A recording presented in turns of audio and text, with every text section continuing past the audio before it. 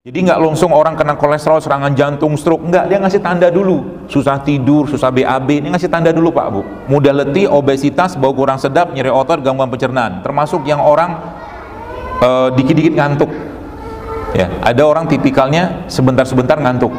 Pagi ngantuk, siang ngantuk, sore ngantuk, malam ngantuk. Jadi bangunnya sedikit saja. Ya. Nanti kalau sudah saatnya tubuhnya sudah nggak mampu lagi meng-overcome itu atau mengatasi itu, maka muncullah penyakitnya gitu.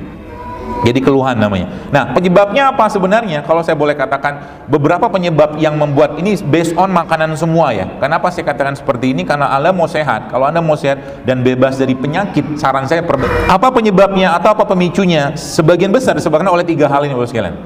Yang pertama, ya, itu sebenarnya kalau saya boleh katakan penyebabnya atau keluhan itu keluhan-keluhan yang berhubungan karena tingginya asam pada tubuh seseorang. Sekarang pertanyaannya, asamnya tadi karena apa? Karena ini Pak, ada beberapa hal yang mungkin kalau saya boleh katakan, kalau saya boleh minta kepada Anda, kalau Anda mau kerjakan, maka saya bisa pastikan insya Allah berbagai macam penyakit bisa hilang.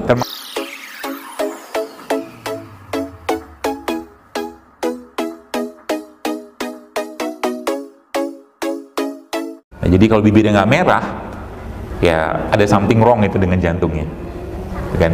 Dan nggak bisa dimerahin juga, mau dikasih cabai, mau kasih lipstick, tetap aja nggak pucat gitu ya. Jadi wajah itu cerminan sehatnya 2 hal kalau saya boleh katakan. Wajah itu cerminan dari sehatnya 2 hal. Yang pertama, kolbunya secara ruhiyah, wajah. Makanya kalau Anda lihat ustadz-ustadz, ya misalkan Anda lihat syekh-syekh yang orang-orang soleh itu, lihat wajah itu udah senang banget, lihat wajahnya doang udah senang. Hilang sakit kita, ya. Perasaan nggak senang kita, perasaan yang gundah gulana, lihat wajah orang baik, orang soleh itu menyenangkan. Ya, makanya saya senang lihat wajah Anda, kelihatannya soleh-soleh, insya Allah. Ya kalau belum soleh ya pura-pura soleh dulu lah, ya, nanti soleh beneran kan. Yang pertama itu ya, jadi secara ruhiyah akan tampak dari mukanya. Yang kedua, secara fisik juga akan tampak. Jadi secara fisik, jantungnya seseorang atau isi pencernaan seseorang juga akan tampak dari muka, sekalian. Logikanya sederhana gini, kalau mungkin kita sering lihat ada orang-orang yang kena penyakit liver seperti ikterik seperti itu. Kalau orang kena penyakit liver, maka wajahnya akan kuning, bibir akan kuning, mata akan kuning, kan gitu. Orang yang kurang darah, bibirnya akan pucat. Ya, jadi wajah kita ini sebenarnya memang nyata-nyata, memang cerminan dari apa isi badan kita. Jadi kalau saya mau ngelihat orang itu ngerokok atau enggak, gampang banget lihat aja dari bibirnya, saya ketahuan, ini orang ngerokok deh. Lihat dari bibirnya, lihat dari giginya, udah ketahuan. Ya gitu. Jadi cara memperbaikinya apa? Ya tadi balik-balik ke bagaimana kita mengubah yang tidak sehat tadi menjadi sehat. Gitu ya. Dan ada beberapa hal yang mungkin kalau saya boleh katakan, kalau saya boleh minta kepada Anda, kalau Anda mau kerjakan, maka saya bisa pastikan insya Allah berbagai macam penyakit bisa hilang, termasuk yang nyeri-nyeri, misalkan terutama yang sering banget sekarang itu keluhan orang habis bersila semutan, itu bisa hilang dengan beberapa cara ini nanti saya tunjukkan. Oke? Nah, dan Nabi SAW sekalian, kalau saya boleh katakan, sudah memberikan berbagai macam cara tadi ataupun berbagai macam pola tadi. Oke? Dan zaman dulu kan nggak ada sains, jadi zaman dulu zaman dulu tuh benernya gimana? Ya karena mereka beriman, bener-bener iman yang bener gitu ya, sehingga mungkin Nabi ngomong apa-apa, mereka udah sabar. Rasulullah SAW saat itu mereka semua bilang samina wa ata'na ya Rasulullah, kami dengar, kami ikut, kami taat, kami kerjakan, titik, nggak ada yang lain. Nggak usah bertanya mana buktinya, mana kajiannya, nggak ada zaman dulu. Ya, kalau zaman sekarang beda lagi ya. Kalau kita menyatakan sesuatu, mereka tanya dulu mana buktinya, ya. Kami dengar dulu, tapi kami pikir. Samina wa asoina. Kami dengar-dengar, kami pikir-pikir dulu. Kalau benar kami ikutin, kalau enggak, nanti kami pikirkan. Makanya saya paling susah ngomongin bekam sama orang. Paling susah. Kita beberapa kali ke Kementerian Kesehatan, ya mereka mungkin belum paham, ya. Bukan saya menyalahkan mereka, tapi mereka minta bukti ilmiahnya. Padahal bukti ilmiahnya sudah ada. Dari mana? Dari hadis, kan gitu. Ya, jadi Nabi banyak sekali hadis tentang bekam. Baik, kita akan bahas itu, tapi kita akan bahas yang lain, Bapak Ibu sekalian. Jadi Nabi SAW pernah menyatakan bahwa amal itu diangkat pada 2 hari, bukan hari Ramadan ya. Hari apa? Hari Senin sama hari Kamis. Dan ternyata ada satu riset yang menyebutkan bahwa di sini disebutkan bahwa orang-orang yang berpuasa 2 kali seminggu, mereka menyebutkan 2 kali seminggu itu ternyata bisa menurunkan resiko kena Parkinson dan Alzheimer. Tapi mereka nggak nyebutin sakitnya apa, puasanya apa, hari apa, mereka nggak sebutin. Nabi udah kasih contoh gitu kan. Ya, dan saat ini sebenarnya bulan ini, kalau saya boleh bilang, boleh katakan bulan ini justru malah selama 30 hari penuh kita dituntut sebenarnya untuk meng-cleanse atau mendetoks seluruh badan kita dengan catatan satu, yaitu Anda atau kita mulai berpikir untuk healthy lifestyle atau gaya hidup yang sehat. Kenapa zaman Nabi SAW zaman dulu penyakit berat nggak ada, kebanyakan penyakit wabah? Karena mereka makannya sederhana, nggak kayak kita zaman sekarang. Ya, ada yang berbuka mungkin pakai apa tuh lontong ya. Apa tuh namanya dibungkus yang lontong ya, lontong yang dibungkus pakai daun pisang tuh arem-arem. Tangan kanannya megang arem-arem, tangan kirinya megang tahu, biasa gitu. Tangan tengahnya megang cabai, gitu. Ya, jadi puasa ini kalau saya boleh ilustrasikan dengan sebuah ilustrasi sederhana gini Bapak sekalian. Katakanlah kita punya 2 jenis pertanian, ada pertanian organik sama pertanian biasa. Nah, pertanian biasa ini dalam setahun penuh itu pertanian itu disemprotin dengan pestisida, disemprotin dengan insektisida segala macam yang sida-sida itu. Sida itu kan bikin bunuh. Oke. Nah, terus tiba-tiba si petani ini akhirnya dia dapat hidayah. Dia pengen untuk memberikan yang sehat untuk masyarakat. Dia dapat hidayah. Akhirnya dia berpikir untuk saya mau bikin produksi pertanian yang organik, kata dia gitu. Kalau petani sudah mau melakukan seperti itu Bapak sekalian, ya, maka dia harus melakukan suatu kegiatan atau tindakan yang disebut dengan land clearing. Land clearing itu tanah pertanian dia tadi itu tidak boleh ditanami waktu tertentu, itu cuma gemburkan terus, dikasih pupuk-pupuk alami semua, itu namanya land clearing. Saya lupa berapa lama, dia katakan 6 bulan dan sampai 1 tahun. Jadi nggak boleh kasih apapun kecuali yang bagus-bagus di situ. Oke. Nah sekarang setelah nanti sudah cukup tanah tadi sudah bagus, baru ditanam. Sebenarnya kalau saya boleh katakan, saya buat tanya kepada Bapak Ibu sekalian, jujur aja lah, dalam kita punya 12 bulan sekarang. 11 bulan ini, 11 bulan sebelum Ramadan, kalau saya boleh tanya, Anda lebih banyak nyampah atau hidup sehat? Nggak menjawab dia tadi. Jujur aja kan kita banyak nyampah. Ya, kita banyak bukan nyampah sih terlalu ekstrim bahasa, tapi kita banyak makan-makanan yang justru nggak sehat. Dikasih bulan Ramadan kayak begini, boro-boro justru malah bukan bikin land clearing. Jadi kalau saya katakan ada tanda orang yang nggak sukses puasa Ramadannya secara fisik ya, adalah hari pertama ditimbang berat badannya 60, hari terakhir 70, itu nggak bener puasanya. Gitu. Ya gila, orang justru kita sekarang mau restriksi kalori, kok malah kalori digede-gedein. Ya. Sudah 11 bulan sudah banyak masalah, sekarang ditambah lagi dengan masalah baru sekalian.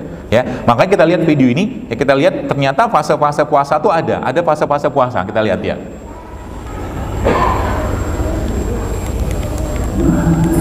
Ya, apa yang terjadi pada tubuh kita ketika sedang puasa?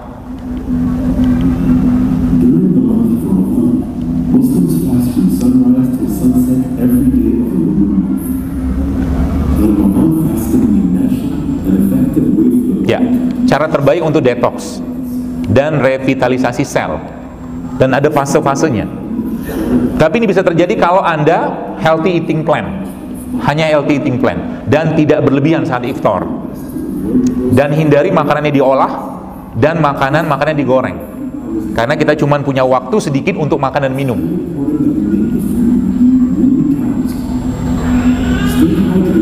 Ya, minum air yang cukup ya selama Ramadan. Hindarkan minum teh dan minum kopi terlalu berlebihan bulan ini, karena justru malah itu akan narik air dalam tubuh kita.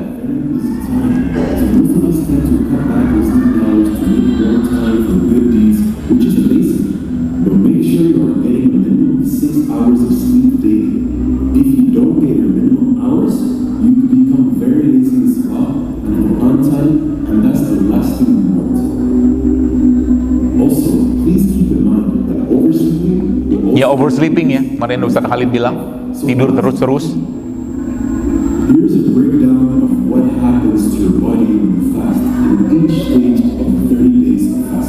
Ini tahap-tahapannya. Tahap pertama, ya, gula darah kita sama tekanan darah akan turun. Tubuh kita mulai mengadakan proses pembersihan. Nah, banyak pada fase-fase ini orang mengalami sakit kepala, mual, ya, kemudian kelaparan yang kuat. Di fase kedua, badan kita sudah mulai menyesuaikan dengan kondisi, terutama di pencernaan. Pencernaan sudah mulai mulai fokus untuk menghasilkan energi dengan makan yang sedikit. Dan white blood cell atau sel darah putih kita akan lebih banyak diproduksi. Dan menariknya ternyata pada fase ini mereka sudah mulai memperbaiki tubuh kita sekalian. Nah, pada fase ketiga, energi badan kita sudah mulai meningkat, ya, dan perasaan bahagia itu sudah mulai makin muncul, ya, karena tubuh sudah mulai hilang sel-sel yang sudah rusaknya. Pada fase ini jantung, ya, ginjal, paru-paru, kulit semua akan mengalami proses detoksifikasi. Pada fase 3, fase 4, di hari terakhir Ramadan,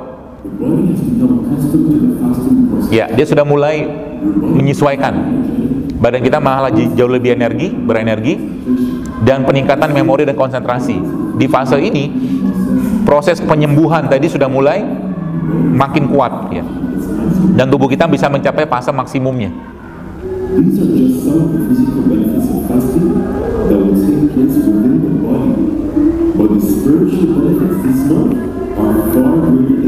Ya, spiritual benefitnya justru jauh lebih besar, bos sekalian.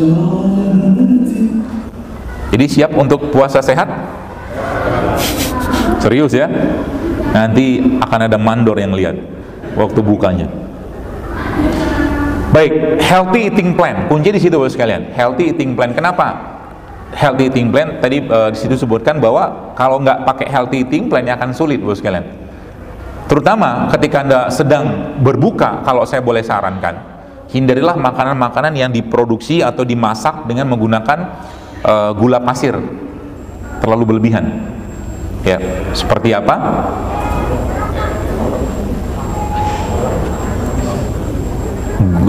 Agar-agar tuh banyak tuh. Agar-agarnya bagus, Pak Bu. Kalau saya memang sangat menghindari gula pasir. Kalau saya gantinya berbagai macam gula, salah satunya ini. Ini nggak promosi ya. Saya beli juga satu hari. Ini gula kelapa. Ya, ada beberapa pengganti gula pasir. Kalau Anda mau ganti, yang paling bagus memang pakai madu, paling bagus. Tapi kalau enggak, Anda pakai gula aren, gula nira. Kalau Anda enggak ketemu juga, Anda bisa pakai gula kelapa. Ya, kalau enggak ketemu juga, gula singkong juga bisa Anda pakai. Gula singkong. Ya, itu semua indeks glikemiknya lebih rendah daripada gula pasir. Kalau enggak ketemu juga, nggak usah pakai gula, nggak apa-apa. Ya. Atau Anda mungkin bisa bikin teh atau bisa bikin jus tanpa pakai pemanis atau gula seperti itu. Jadi misalkan Anda bikin jus alpukat gitu. Jus alpukat itu Anda tidak mesti pakai gula pasir untuk bikin manisnya. Anda bisa masukkan kurma ke sana. Kurmanya bisa sebagai pemanis. Gitu lah. Ini kita selama ini kan alpukat itu kan menjadi salah satu buah yang kabarnya dikabarkan sebagian orang justru malah bikin lemak katanya. Iya, gimana nggak lemak? Orang cuma 3 kerok, sisanya susu sama gula. Ya, gitu. Jadi mulai diubah sekalian. Hindari gula pasir. Lebih baik Anda minum teh tawar. Lebih baik Anda minum teh tawar. Kecuali memang Anda memang sedang membutuhkan gula, silakan. Misalkan lagi pusing, nggak ada gula nggak ada madu, nggak ada gula aren, nggak ada gula singkong, silakan Anda makan gula pasir. Makanya orang lagi lemes-lemes dikasih gula pasir, teh segala macam seperti itu. Bagus nggak? Bagus. Tapi untuk jangka panjang, kalau saya boleh sarankan, hindari. Lebih baik Anda mulai sekarang membiasakan minum teh tawar. Badan Anda akan jauh lebih baik, ya, minum teh tawar. Jadi sebenarnya tubuh kita itu, Bapak sekalian, tidak didesain, kalau saya boleh katakan, dia untuk menerima produk-produk sintetik. Tidak didesain. Tubuh kita itu didesainnya adalah untuk menerima produk-produk yang masih natural. Ya. Jadi semakin banyak makanan yang kita makan itu bukan makanan asli gitu ya, maka nutrisinya sudah akan banyak berkurang. Ya. Makanya kalau Anda mau makan daging, sebenarnya makanlah daging yang memang baru diolah, kayak steak gitu ya. Bukan daging yang banyak mengalami pengolahan. Seperti apa? Sudah tahu ya, rendang. Rendang tuh enak. Saya katakan saya juga suka rendang. Tapi sebenarnya kalau Anda mau dapatkan nutrisi yang benar dari protein daging, maka makanlah daging yang fresh. Anda sup dia, atau Anda bikin steak seperti itu justru malah lebih baik sebenarnya. Rendangnya boleh makan nggak? Boleh. Makanya saya terus terang kalau bulan Ramadan kayak begini, yang paling bikin saya agak was-was justru malah ketika Syawal nanti, ketika Idul Fitrinya. Ya, banyak sekali yang harus kita makan. Ya, kalau kita mulai sekarang nggak membiasakan, maka semua dihantam. Bapak Ibu, kalau Anda boleh saya kasih tahu sedikit, satu bungkus kerupuk tepung itu ya, satu bungkus seperti ini, itu kalorinya sekitar 400 loh. Satu bungkus kerupuk tepung yang kita makan, kalau Anda beli nasi goreng itu sekitar 200-an itu kerupuknya, 200 kalori. Kalau 2 atau 3 sudah hampir 600 Pak Bu. Dan itu mencukupi kebutuhan kalori satu hari, tapi nggak ada gizinya, masalah di situ. Ya, jadi kenyang sih kenyang, ya, tapi nggak ada gizinya. Kalau sudah kayak begini, maka akan muncullah satu fenomena, kalau saya boleh bilang, fenomena nggak kenyang-kenyang. Makan apa nggak kenyang-kenyang, dikit-dikit makan, dikit-dikit ngemil. Jadi kalau ada orang, jadi fenomena nggak kenyang-kenyang itu sebenarnya penyebabnya satu. Pertama apa? Dia ngunyah makanan nggak lama. Jadi ada satu riset menyebutkan bahwa orang itu punya selera makan lebih tinggi kalau dia nggak ngunyah makan dengan lama, dengan cukup gitu kan. Makanya Nabi sudah ngasih tahu, kunyahlah makananmu dengan baik. Saya nggak tahu itu apakah ada disebutkan jumlahnya berapa, ada yang mengatakan 30 atau 40 kali, wallahu alam, saya nggak tahu. Tapi yang jelas ternyata kalau mengunyah makanan dengan baik, Ibu sekalian, itu justru malah bisa bikin kenyangnya bertahan lama. Gitu. Jadi kalau mau makan, makanlah yang lama. Jangan cepat-cepat makan. Yang pertama itu. Yang kedua, kenapa bisa muncul kayak begini? Kenapa bisa muncul kayak begini? Penyebabnya yang kedua adalah karena terlalu banyaknya makanan olahan yang dia makan. Ya, makanan olahan yang dimakan. Misalkan Anda punya anak di rumah ya, misalkan hobi misalkan makan produk-produk snack seperti itu. Ya, snack itu kalau saya boleh katakan, ya lebih banyak bahan tambahan pangan daripada gizinya. Ya, lebih banyak bahan tambahan pangan daripada gizinya. Ujung-ujungnya karena tadi si anak tadi makan bahan tambah pangan itu seperti micin seperti itu namanya BTP. Itu bisa bikin kecanduan mirip dengan orang narkoba. Makanya tidak heran orang yang biasa makan mie instan, makan makanan snack-snack yang penuh dengan apa tadi, micin-micin tadi, itu bisa dipastikan dia akan minta terus kayak orang ketagihan, kayak orang narkoba Pak Bu. Jadi hati-hati ya, mulai sekarang coba mulai membersihkan makanan kita. Nah, menariknya ternyata ketika sudah mulai kita perbaiki Bapak sekalian, ketika kita sudah mulai perbaiki ya, itu ternyata mulai muncul perubahan di sana. Ya, tapi kalau kita nggak perbaiki maka muncullah keluhan-keluhan. Jadi tubuh kita itu nggak ujuk-ujuk sakit, tapi dia ngasih keluhan bahwa ada yang nggak beres dengan tubuhnya,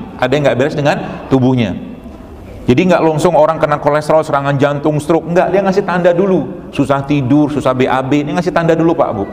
Ya, nanti kalau sudah saatnya tubuhnya sudah nggak mampu lagi meng-overcome itu atau mengatasi itu, maka muncullah penyakitnya gitu.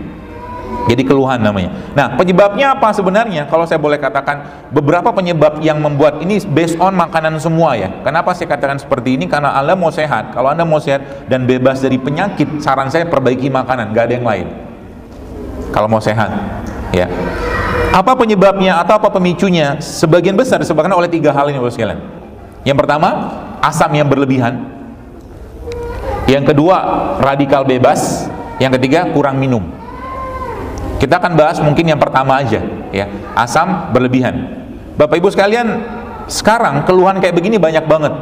Mudah letih, obesitas, bau kurang sedap, nyeri otot, gangguan pencernaan. Termasuk yang orang dikit-dikit ngantuk. Ya, ada orang tipikalnya sebentar-sebentar ngantuk. Pagi ngantuk, siang ngantuk, sore ngantuk, malam ngantuk. Jadi bangunnya sedikit saja. Ya. Itu sebenarnya kalau saya boleh katakan penyebabnya atau keluhan itu keluhan-keluhan yang berhubungan karena tingginya asam pada tubuh seseorang. Sekarang pertanyaannya, asamnya tadi karena apa? Karena ini Pak. Yang pertama, nasi. Yang kedua, minyak. Yang ketiga, tepung. Yang keempat, ya, paket komplitnya biasanya nasi goreng sama gorengan. Komplit semua tuh. Tinggi banget asamnya. Saya sendiri memang sudah lama, hampir 2 tahun udah gak makan nasi. Saya hindari nasi, kecuali beberapa nasi tertentu atau beras tertentu saya mau makan. Tapi kalau nasi biasa saya udah gak makan. gitu. Dan memang ternyata perubahannya drastis luar biasa ketika kita mulai mengubah pola hidup sehat kita. Yang penting sebenarnya bukan nanti gini, berarti nanti habis ini kita nggak boleh makan apa-apa, bukan itu masalahnya. Tapi kalau habitnya belum kebentuk, kebiasaannya belum kebentuk, maka kita akan sulit hidup sehat. Ya, contohnya logikanya gini lah, misalkan ada di situ Anda disuguhin misalkan pisang rebus sama pisang goreng. Dua-duanya enak sebenarnya, ya. Tapi sebenarnya kalau mau lebih enak lagi dan sehat, Anda pilihnya pisang rebus. Ini makanya saya katakan habits itu harus kita bentuk, harus dipaksain. Kalau nggak dipaksain, sulit. Saya suka makan kambing, ya, karena kambing pun adalah salah satu hewan yang disebutkan, Nabi SAW sebutkan bahwa kambing itu banyak kali faedahnya. Jadi orang-orang yang makan kambing itu nanti katanya, ini hadis apa bukan saya lupa, tapi katanya orang-orang yang makan kambing itu punya hati yang lembut katanya, wajahnya menyenangkan seperti kambing. Kambing itu kan kalau Anda lihat kan lucu gitu ya, kayak jenggot gitu kan, terus ngembek itu. Coba lihat kambing, apalagi anak-anak kambing, ya, lucu ya. Nah, kambing itu tapi jadi masalah. Kambing itu menjadi salah satu hewan yang paling sering dikambing hitamkan. Ya, banyak sekolah orang bodoh, jangan makan kambing, nanti bikin kolesterol, darah tinggi segala macam. Bukan salah kambingnya. Ya. Nabi SAW sangat suka makan daging kambing. Nah, kalau kita ini kan bukan kita sih, bukan Anda lah. Orang di luar sana mungkin. Sepertinya Anda sehat-sehat, tampak sehat. Kalau lihat dalam kan WHO itu bagi 3, orang sehat, tanpa sehat, sama orang sakit. Kalau Anda ini kayak kategorinya kayaknya tampak sehat, ya. Kalau sehat benar, alhamdulillah, semoga sehat semua. Ya baik, jadi Bapak Ibu kalau Anda lihat di beberapa literatur, sebenarnya daging kambing ini justru malah lebih baik daripada daging sapi. Serius, Anda baca sendiri, daging kambing ini justru jauh lebih baik daripada daging sapi. Yang pertama, yang kedua, susu kambing itu jauh lebih baik daripada susu sapi. Ya, susu kambing itu relatif lebih basah daripada susu sapi. Susu sapi itu asam. Ya, makanya anak-anak yang terlalu banyak mengkonsumsi susu formula, ya, akan banyak gangguan pencernaan, termasuk salah satunya adalah sering banget gatal-gatal atau mungkin gangguan perut atau pencernaan seperti itu. Kalau terlalu sering makan atau minum susu formula. Diganti dengan apa? Kalau saya sarankan sih ganti dengan susu kambing. Ya. Kalau saya boleh sarankan seperti itu. Jadi inilah yang kita konsumsi tiap hari. Jadi pagi, siang, malam yang dimakan asam semua. Dan kalau dibiarkan terus-menerus, Bapak sekalian, ya, kalau dibiarkan terus-menerus, maka akan banyak masalah. Masalah yang tadi nih, yang tadi saya jelaskan tadi. Keluhan-keluhan ini. Langsung sakit nggak? Nggak langsung sakit. Tapi tanda-tanda ini kalau dibiarkan lama-lama, kalau nauzubillah min dzalik, kalau saya boleh katakan, memang bisa bahkan memicu terjadinya kanker. Jadi kalau orang asamnya terlalu berlebihan pada tubuhnya, maka bisa memicu kanker. Tanda orang asam apa? Gampang sekali sebenarnya kalau melihatnya. Lihat aja air seninya atau air kencingnya. Kalau air kencingnya sedikit, yang pertama, dan air kencing yang berwarna kuning, kalau terlalu pekat kuningnya, itu asam. Siap-siap aja, siap-siap untuk kena berbagai macam penyakit. Penyakitnya apa? Wallahu alam. Tergantung organ mana yang paling lemah. Ya, artinya tubuh itu kita nggak bisa tahu pada sini bakal kena penyakit apa. Kalau berdasarkan keluhan tuh bisa, tapi secara umum dia akan kena penyakit itu akan kena ke tubuh yang paling lemah di sana, gitu loh. Dan ini kalau nggak diperbaiki dari awal, maka tadi saya katakan tadi, dikit-dikit nyobain, lama-lama habis juga Pak. Tubuh nggak bisa mengkompensasi lagi.